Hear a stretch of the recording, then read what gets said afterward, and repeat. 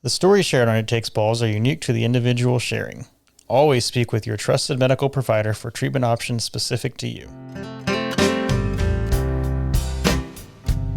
Welcome back to It Takes Balls, presented by Testicular Cancer Awareness Foundation. It's December. Hope everybody had a great Thanksgiving last week. Today I'm joined by Matt Guilloty. He's a testicular cancer survivor from Virginia Beach. He's my neighbor, but we're doing this virtually. Matt, thanks so much for being here.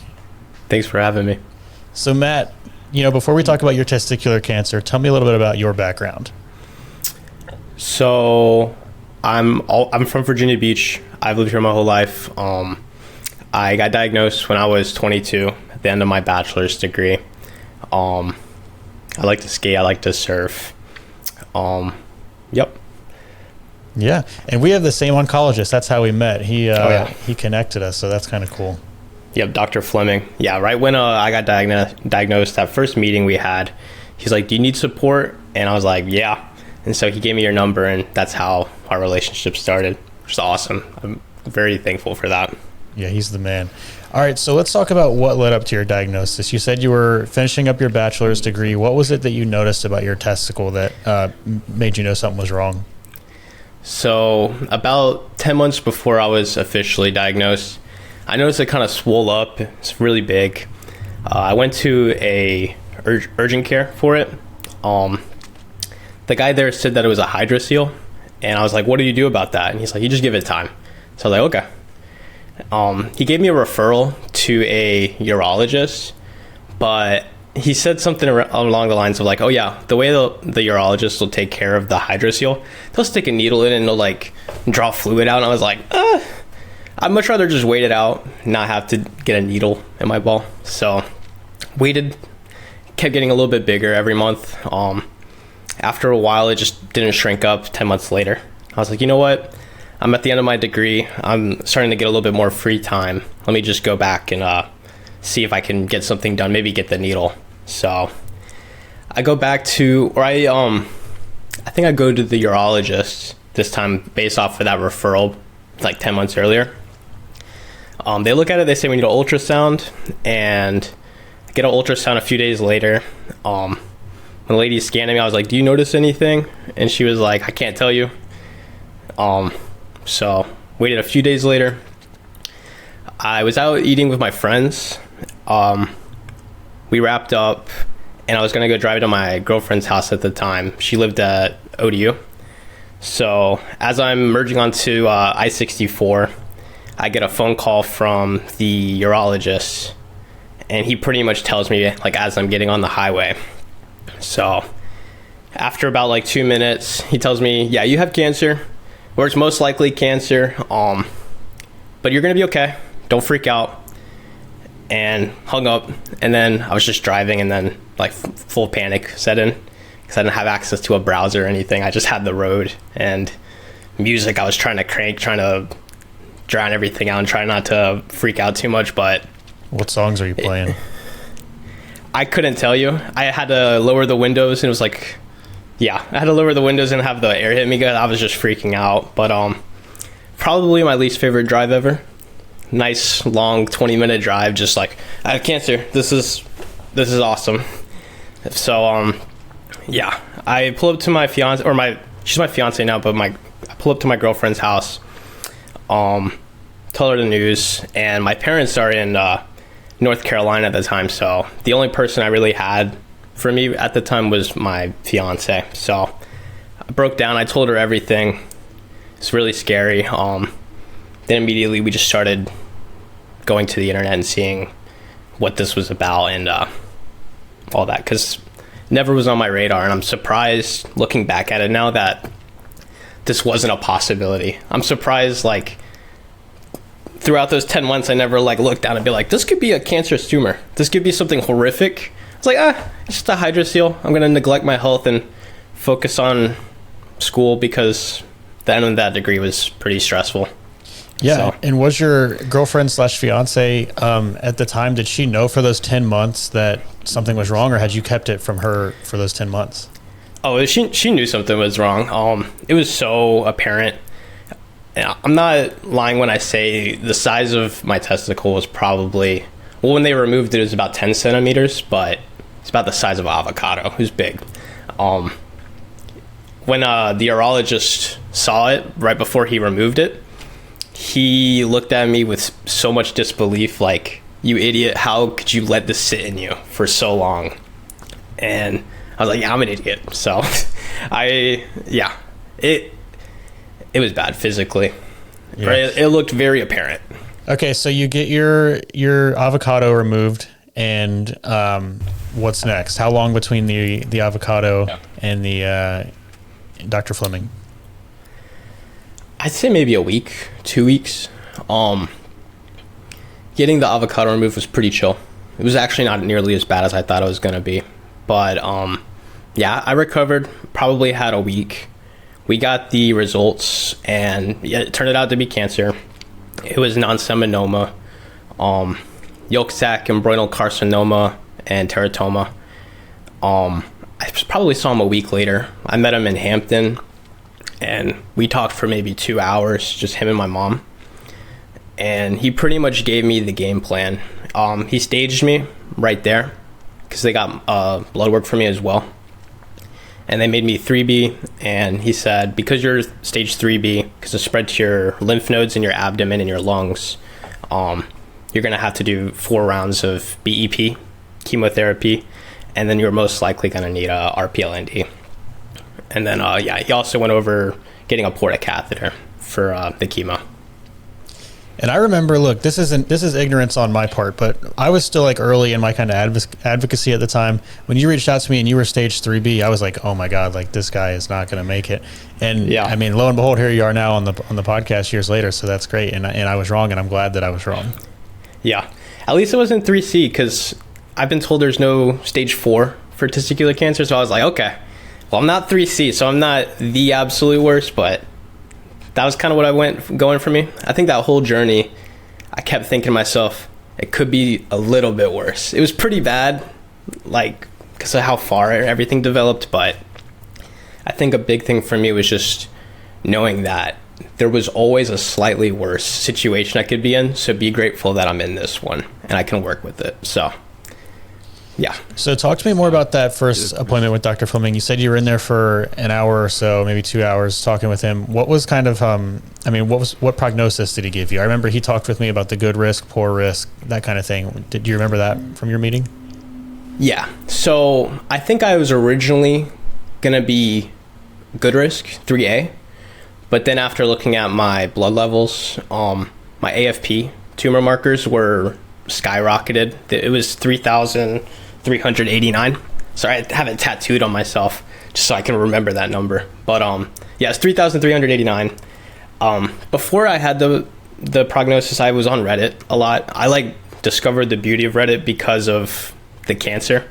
So I'm just going through all the subreddits, seeing if anyone had a similar experience to me. And I saw a dude had 7,000 AFP. I didn't see him talking after his journey, so I don't know if he survived it or if he's done with it. But I never saw an AFP tumor marker as high as that, so I really did think I was pretty screwed. Thanks to Reddit and thanks to the internet, I learned all the possible combinations before that. So while Fleming was talking to me, I was kind of filling in the blanks, like, okay, so because of this will probably happen. He's like, how'd you know that? And I was like, Reddit. So stage 3B. He said when I got the avocado removed by the urologist, he said, oh, you're fine. This is like a 99% survival rate. You'll be okay. I was like, okay. And then I talked to Fleming, and he's like, it's a 95% survival rate. But because you're intermediate risk, it's moved down to 85 now. So I kept hearing that survival rate or survival risk go down. I was a little worried. But based off of everything I read, I was like, okay, I'm going to be around 80 to 85% survival, and I'll take that. I majored in mathematics and statistics, so that sounds like a good statistic for a cancer patient. Most likely gonna live. If there's 100 of me, only 15 will die, or 20. So Interesting way to look at it. So you had that 20-minute drive when you got the news from the urologist to your girlfriend. You had this drive back from Hampton now to Virginia Beach with your mom. What was that drive back after, getting the news like? I was kind of energized, weirdly. So my dad had to sit out, but he was in the car with us to and from. Was this COVID? This was COVID time, right? Yeah, it was a little bit after COVID. It was mid-2022, so there was a bit of COVID-iness, but it's getting a little bit more relaxed. It was just more like wearing masks. Nobody was really freaking out about it. But I felt really energized after that meeting. I don't know if the way he rallied me or whatever, or I'm not sure, but I felt like we had a game plan, and I felt like I could do it. The big thing that really stuck with me was like, as long as it doesn't go to my head, as long as I'm not a Lance Armstrong, I got this. If I'm a Lance Armstrong, I might not got this because I'm not Lance Armstrong, but we got a MRI or a CT of my head maybe a few days later, a week later, showed clear. And I was like, I found out at work and I broke down because I was like, okay, this is a battle of my torso and I can handle that. I just can't handle having brain surgery or whatever. So as soon as I figured that out, and yeah, on the drive home with the game plan, I was like, let's do it. So I was I don't know if I would say I might be a bit delusional at the time. I think I just wanted to make myself believe that is going to be good and just be ignorant if it didn't work out. I don't know. Nothing wrong with that. What about for your mom? Was she kind of feeding off your same energy, or did she have a different vibe? I don't think anyone was feeding off my same energy. I think maybe my perspective kind of eased them a bit, but nah, I think everybody was freaking out a bit more than me, which kind of worried me. And it sucked to see everyone around me like freak out, and I'm like trying to keep it cool. And I mean, at a certain point I accepted, like, if I die, it's okay. Like, I hit a point where it just didn't bother me too much. I was happy where I was in life. So if it happens, it happens. I'm happy right now. So I can't focus on the future or the past, just be happy in the moment. So the big thing was I realized like my death would affect others, and that kind of sucked. So I was like, okay, I got to stay alive to ensure I don't make these people sad. But personally for me, I was okay going because every day was fine. Like through chemo and the surgeries, I had mostly good days. So, geez, you majored in math and statistics. Are you sure it wasn't philosophy? No. I was horrible in philosophy. I got an A because my professor was cool. It was TCC. Well, it sounds like you have a good outlook. Okay, so you start the 4 times BEP, right? 4 times. Let's talk about the experience there. Did you have any notable events? Was it I think you said it was relatively good days. Yeah. I started my grad school in chemotherapy, so I was like answering questions in class in the chemo room. They were like, what's that noise? And I was like, nothing, just in a hospital. But besides that, not really. I tried as much to exercise as much as possible at the beginning, skate. Got really bad hiccups at the beginning. That was horrible, and you helped me out with that, thankfully. But yeah, looking back now, it was just like being super hungover, super sick. Towards the end of it, I noticed before every round I would get very sick, just out of, I think, stress and fear for that next round, because every round kind of did hit me like a rock. So towards the end, it was like I was enjoying the last bit of freedom before I had to go back into the gauntlet and have those 5 days of pure chemo. The bleomycin days on every Wednesday, like on an off week, those were okay. It was 20 minutes and I just felt a little crummy the rest of the day, but those 5 day long, 5 hour sessions, they were not fun. Just a lot of sitting, and it wasn't bad in chemo, but as soon as I left, yeah, I just felt crummy. It's definitely towards more to the end of the week. Like Friday, I was just so ready for it to be over. So ready to have the weekend to recover. But yeah. Do you think like the grad school stuff kind of helped? Was it a distraction? Do you think maybe like the engagement of the brain kind of maybe helped with any brain fog? It was a great distraction. I think doing grad school and working a job helped a lot. I took a lot of time off from my job just because I was too sick to come in, and I was working retail at the time. But yeah, just having those things to keep my schedule somewhat normal were great.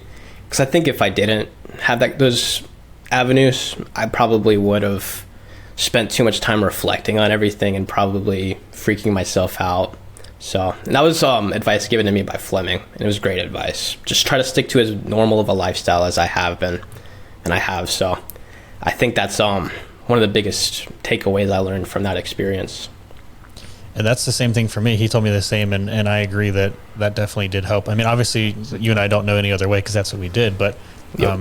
I think it helps, and it sounds like you believe it helped too. So that's good. Okay, so did you have visitors during your chemo, or were you focused on grad school that you didn't even care to have anybody sit with you? Because of the COVID stuff, I think maybe it was like the last year that they did that kind of thing, but I couldn't have any guests in chemo. So I was doing it alone. Thankfully, at VOA, there was a bajillion testicular cancer patients there too. So I don't know if there's something in the water here or what, but a lot of testicular cancer. It was cool, like having like a class, So this dude's on his second week. I'm on my first week, and hopefully our schedules align and we'll see each other for the next round of EP. So, it was nice to have people like that there, and you actually connected me to CJ, which was really cool. So we had a round of chemo together, and I saw him on my bleomycin days, and it was pretty fun. Not super fun, but like it was cool suffering with somebody, and we were cool, and we were like sharing that experience. So I'll never forget that. I'm sure he'll never forget that. But yeah, thanks to you, I talked to this dude I probably wouldn't have talked to otherwise. So very helpful. Nurses were great. Nurses helped a lot. They helped keep me positive the whole time, and it was just work, just getting things done. Yeah, shout out CJ too, and I got to get CJ on here next. Yep. CJ, if you're listening, I'm coming for you. All right, so I always talk about, and I was never good at skating. You actually are better than me at skating, but I kind of always talk about how the attitude of skateboarding, like, everybody falls down and they get right back up. Do you think that kind of applied to you as well with going through cancer? Yeah, I think it kind of came down to like a problem solving.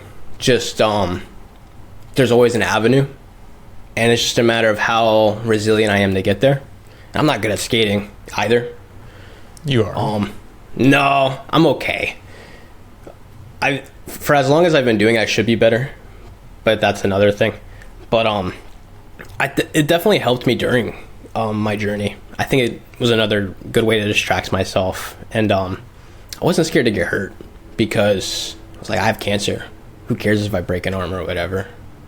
Like, there's worser things. So it's actually a fun period of time where I wasn't afraid to get hurt. But yeah, I think whatever is in skateboarding that kind of teaches repetition to eventually get something that's something you want, which is applicable to a lot of things in life. I think that thing is very helpful for something like this. Agreed. All right, so you wrap up the 4 times BEP. What's next? So we wait a few weeks. It's pretty great. Just kind of noticing myself get a little bit healthier from all that chemo. Started to get a little bit of peach fuzz. Started to get more endurance for skateboarding and things like that. So the morale started to get really high, and then we had another CT scan that showed that everything grew, which really sucked. Every experience I heard before this was like, oh yeah, everything shrunk and it's just teratoma and we're gonna knock it out. But everything from my lungs, my lung nodules, and my lymph nodes in my abdomen, everything grew like pretty rapidly and exponentially from the CT scan I had before chemo. So I think for about a week I was devastated until I talked to Fleming. And when I pulled up to Fleming to discuss what the next steps were, which was the RPLND, the only thing he's brought up was the tumor markers, how they were within range, and he said that's the big thing. If the tumor markers are good, we're good to go. He said that everything in there is just teratoma, probably grew as a reaction to the chemotherapy, and we just gotta excise it. And I'm pretty sure I remember exactly when those tumors grew the way they did, because the first week of chemo, I had the most insane back pain of my life, and it happened out of nowhere. I had no back pain before it, and I had no back pain after. It was just that first week. I don't know if it was like the tumors were receiving the chemotherapy and they didn't like it and they just freaked out and grew and just went gnarly. But I bet you everything happened from that first week of chemo, because I never felt like that again. So yeah, I had a big, probably another avocado-sized lymph node in my abdomen, and that was the big thing. So they just had to remove that, get the RPLND.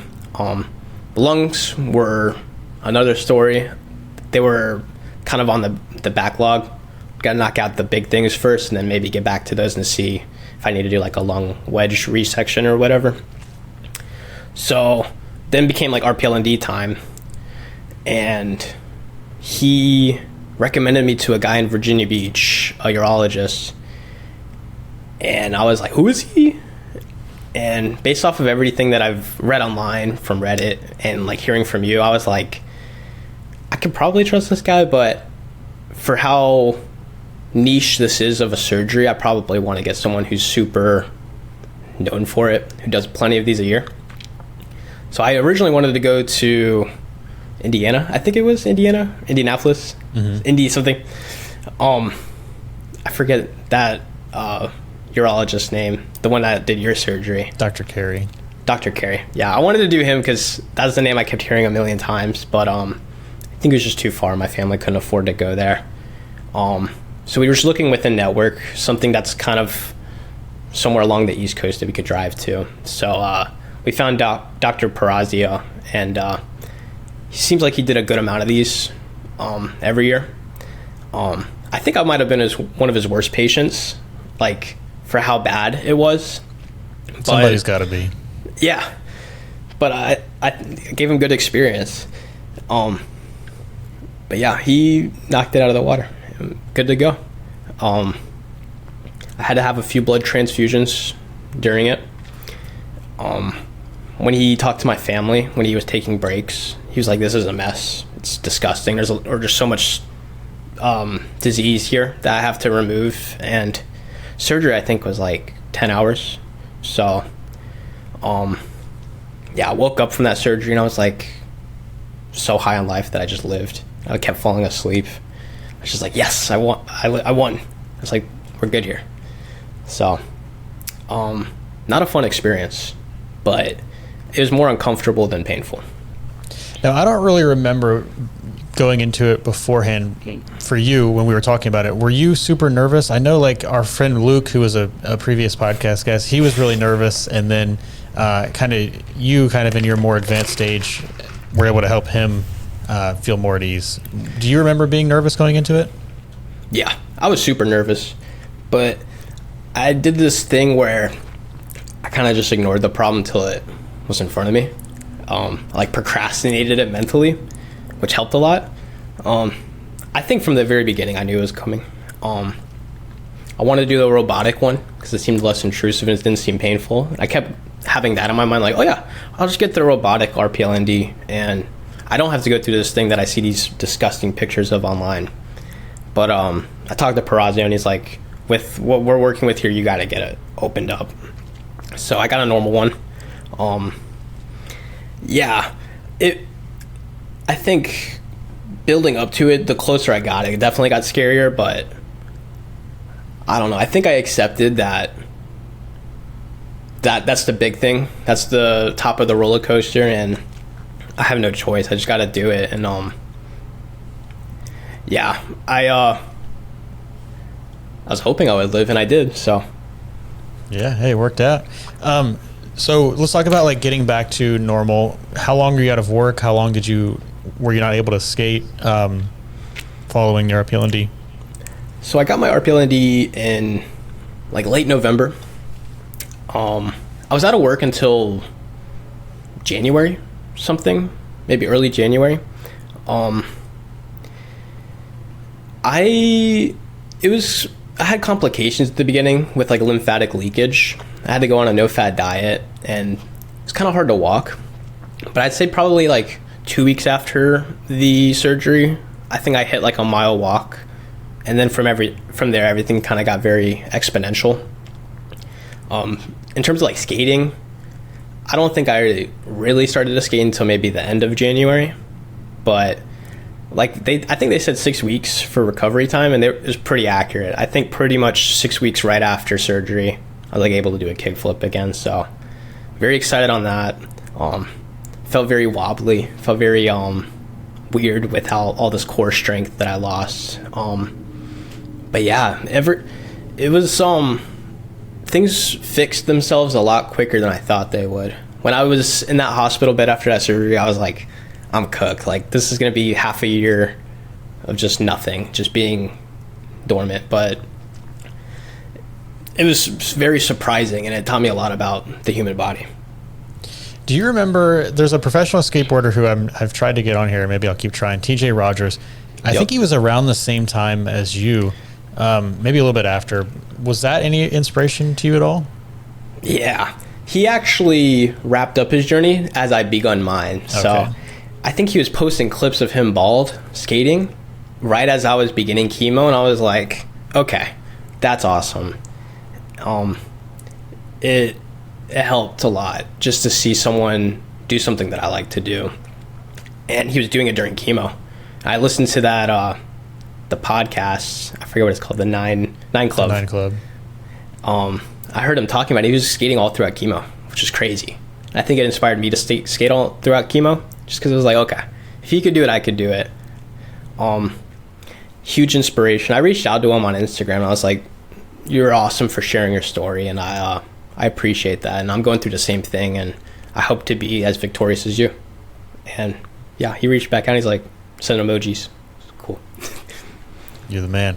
All right, so the years since, so this was into January of, I guess, 23 that you were kind of back to normal. Any issues with the lungs? I know that you said that the lung resection was still possibly on the table. Yep. So we got another CT after the RPLND, and everything remained stable. The rule of thumb, the same as for the abdominal lymph nodes, are the same for the lung nodules, at least for the oncologist, Fleming. He, as long as it's under 10 millimeters, it's just surveillance, as long as it's not growing. So they remain stable from the second CT to the third. So for the last almost 3 years, we've just been monitoring them. And the last CT I had, it shrunk by a millimeter, like the big one. So hopefully that's the case. Hopefully it just keeps shrinking, and it's not anything related to cancer. Maybe it's just from smoking or whatever.